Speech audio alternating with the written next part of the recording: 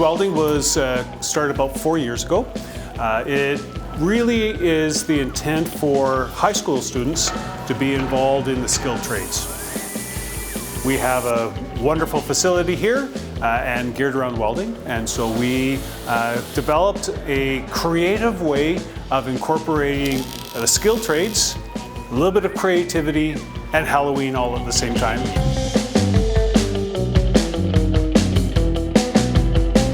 A few of the staff here, we wanted to see something happen where students could get engaged and have a little more focus on the interest and the artistic side of things, as opposed to just, we all hear about pipelines, but there's a lot more than pipelines going on. So this is kind of an opportunity for students to come in. There's teams of 4 to 6 students per school, and they'll create a Halloween-themed metal sculpture in the 6 hours that they're given. I was in the very first Wicked Welding competition, and it really helped me. It opened up so many doors for me on my roots with welding, and it took me in the direction of artistic welding, which I want to do. I feel like this place is such a great opportunity to learn, and they want to see you succeed in the direction that you want to go in. They're always here to give us a hand and help us out whenever we have questions on things, because a lot of the systems you just aren't too familiar with, so it's nice to have them around, and then they can also give you other tips on like how to weld stuff together so that it looks good and still holds. They are making decisions in grade 10, 11, and 12 about what am I going to do? Is it going to university? Well, no, I'm not really wanting to head in that direction. We're giving them an opportunity to see the skilled trades as a true opportunity for a career, and we need our high school students to be aware and to actually have the skilled trades as part of the option mix when they're thinking about their career and their life choices. And so events like this give that opportunity for them. You look around any room that you're sitting in and you'll see everything is made of metal, whether it's somebody's braces or their glasses or the table. There's something that's been welded, something that's been made of metal. And so there are lots of options for that. It's important to know that there is more than just the pipelines. This leads into structural welding, it leads into artistic welding, and it kind of builds on that fun, creative side.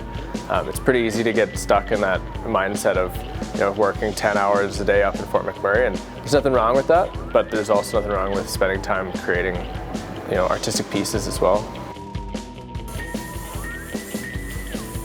It is a stereotype that the skilled trades are mostly guys, and mostly they are, but we are seeing a change in that.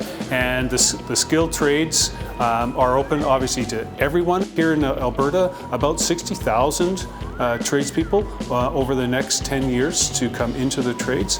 And so the opportunities are huge, and the opportunities are great for everyone.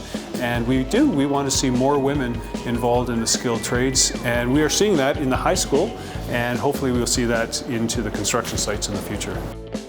I've only been welding for 2 weeks, and I only did MIG welding. So being able to say I did MIG, stick, and then plasma cutting today, and being able to say that I cut a boat in half for my first time today was really exciting.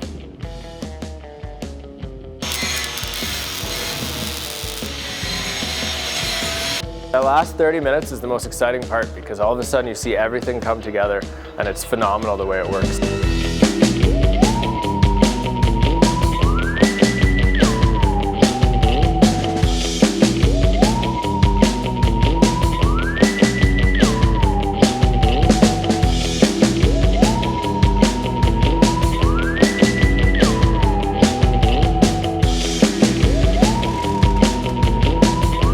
When they leave, we want them to think about the fact that they worked as a team on all of this.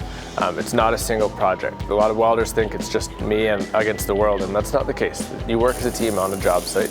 You work as a team in the school.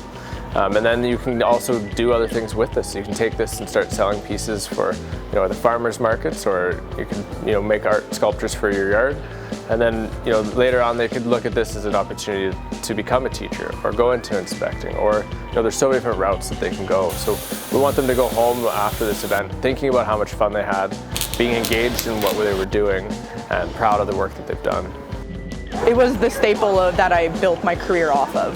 If it weren't for Wicked Welding, I probably wouldn't have been able to express my creativity in welding, and it would have got that taste that welding isn't just pipes and industrial stuff.